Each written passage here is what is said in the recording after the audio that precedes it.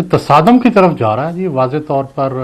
जो chief justice Bandial साहब और उनके साथी जजेस और उनके जो फैसले हैं वो ज़ाहिर है वो और पीटीआई एक साइड पे हैं और हुकूमत और शायद एस्टेब्लिशमेंट का भी पता नहीं चला कि उसकी क्लियर डायरेक्शन क्या है। हुकूमत दूसरी तरफ है और अगर एस्टेब्लिशमेंट ने हुकूमत का साथ दिया तो ज़ाहिर है सुप्रीम कोर्ट का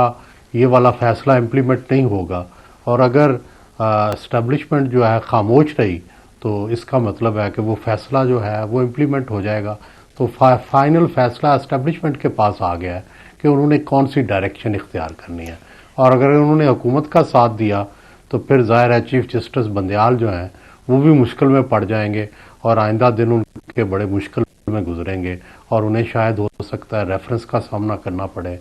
या और भी मुश्किलात का सामना करना पड़े। अच्छा सुहेल वड़ाइच साहब, अभी कोई इसमें शक है कि हुकूमत इसको इम्प्लीमेंट नहीं करेगी जजमेंट को, जबकि कल पार्लियामान में मुतअद्दिद मेंबरान ने यही कहा और उन्होंने रेजोल्यूशन पास की कि हम आपको इसके पाबंद करते हैं कि आप ये जो फैसला है जो कि गैर आइनी है, गैर कानूनी है, उनके कहने के मुताबिक इस पर इम्प्लीमेंटेशन न करें। तो ये बंद नहीं गए उस रेजोल्यूशन से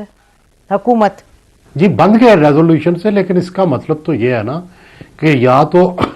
आप इसका मतलब है कि चीफ जस्टिस को मानने से, अदालत को मानने से, उनकी जो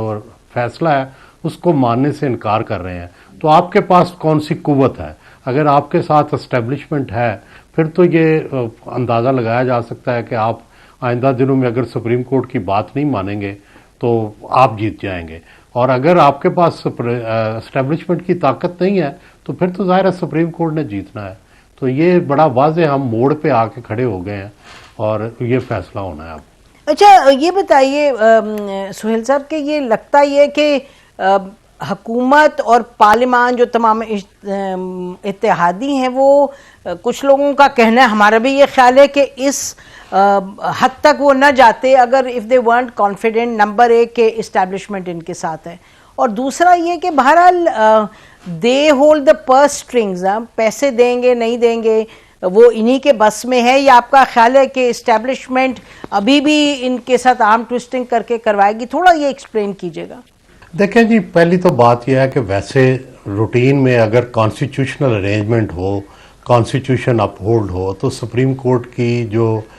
इस तरह की जो फैसला है उसको सिर्फ रद्द करने का एक ही तरीका रह जाता है कि सुप्रीम कोर्ट के अंदर से ही कोई आवाज़ आती, वो तो आई नहीं है। तो इसका मतलब यह है कि अब गवर्नमेंट के पास कोई वज़ाहिर रास्ता नहीं है। अब जो भी होगा ये कॉन्स्टिट्यूशन से बढ़ के ही करेंगे और कॉन्स्टिट्यूशन के रास्ते से हट जाएंगे। लेकिन और दूसरा यह है कि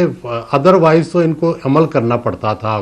अदालत, हुकूमतें बाउंड है अदालतों के फैसले जो है वो जुडिशल आर्डर को मानने की। तो अब आपको जाहिर है कॉन्स्टिट्यूशन के रास्ते से हटना पड़ेगा। अब कितना हटेंगे, अब कितना डाइग्रेस करेंगे ये नहीं पता, लेकिन डाइग्रेस तो करना पड़ेगा।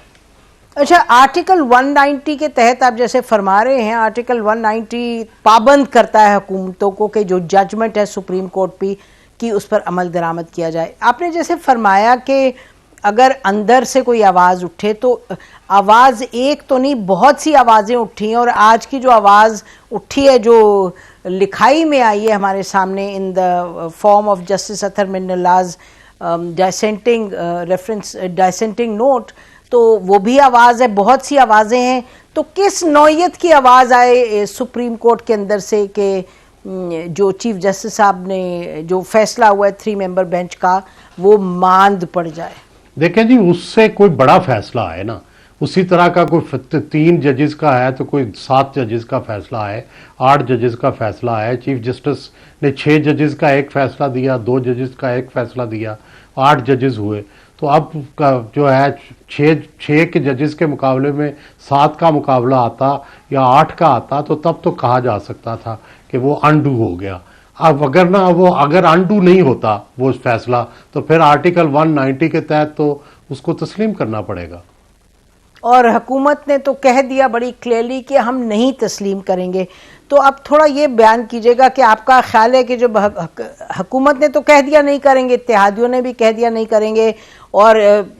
शहबाज शरीफ साहब ने कहा जी आप इसको ज़रा रिव्यू फरमाएं और फिर हम आपकी बात मानेंगे। तो अगर हुकूमत कह रही है नहीं, पार्लियामान कह रहे हैं नहीं, पार्लियामान में जितने भी 80, 85, 40 जितने भी लोग थे, तो फिर क्या आपका ख्याल है कोई इनको धक्का कौन देगा? फौज कहेगी, इस्टेब्लिशमेंट कहेगी? ये प्रैक्टिकली ये किस तरीके से होगा? ये देखें, फौज की मदद के बगैर तो ये जुर्रत नहीं कर सकते कि सुप्रीम कोर्ट की जो फैसला है उसको इस तरह से टाल दें या इस तरह से मुस्तरद कर दें जिस तरह से मुस्तरद किया गया है। और जाहिर है ये कॉन्स्टिट्यूशनल अरेंजमेंट के खिलाफ है। ठीक है, जस्टिस बंदयाल का फैसला भी गलत था और गैर जानिबदाराना था, लेकिन इनका जो इकदाम है इससे तो जो कॉन्स्टिट्यूशनल अरेंजमेंट है वो उससे हम डाइग्रेस हो रहे हैं, उससे हट रहे हैं। और जितनी देर तक जाहिर है या तो फिर ये सुप्रीम कोर्ट के जरिए अनडू करते, तो सुप्रीम कोर्ट के जरिए तो अनडू हो नहीं सका, कोई बड़ा जो है बेंच तश्कील दिया जाता, जजेस बगावत कर देते, जजेस कोई फैसला दे देते इसके बारे में, तो वो तो फैसला आया नहीं। अब सुप्रीम कोर्ट के फैसले को अनडू करने के लिए या तो रिव्यू किया जाए, तो रिव्यू तो वही आएगा, उन्हीं जजेस ने रिव्यू देखना होता है जो फैसला करते हैं, तो वो तो बड़ा वाज़ेह है, उन्होंने तो 5 मिनट लगाने हैं, रिव्यू कर देना है। तो अब इसका जो वाहिद तोड़ है वो या था कि आप रेफरेंस करते जजेस के खिलाफ, तो वो रेफरेंस होंगे मेरा ख्याल है, और जजेस के खिलाफ कार्रवाइयाँ होंगी। तो ये तो अब बंदयाल साहब के खिलाफ लगता है हुकूमत को खम ठोक के सामने आएगी, तभी जाके इसका जो है प्रैक्टिकली इसका तोड़ हो सकेगा। तो फिर आप ये फरमा रहे हैं कि चाहे रेफरेंसेस हों, चाहे, और देखें ना वो जो प्रैक्टिस एंड प्रोसीजर्स एक्ट है जो पास आज नहीं तो 10-15 दिनों में, 20 दिनों में हो जाएगा, अगर प्रेसिडेंट साहब नहीं करेंगे तो वो जॉइंट सिटिंग में हो जाएगा, तो वो भी है, ये भी है। और जजेस जो आज रेफरेंस की डिटेल्ड उन्होंने अपना इख्तलाफी नोट सामने लेके आए हैं जस्टिस अतहर मिनल्लाह साहब, तो वो भी एक जाहिर है, अगर हम देख रहे हैं कि जी 2 साइड्स हैं और उनके पास अपने अपने टूल्स हैं दूसरे को नीचे दिखाने का, तो फिर इधर तो बहुत कुछ है इनके पास। जो हुकूमत है जिसमें जजेस भी अब हैं, आई एम नॉट सेइंग कि they are one and the same, लेकिन यकीनी तौर पे जो जस्टिस बंदयाल साहब के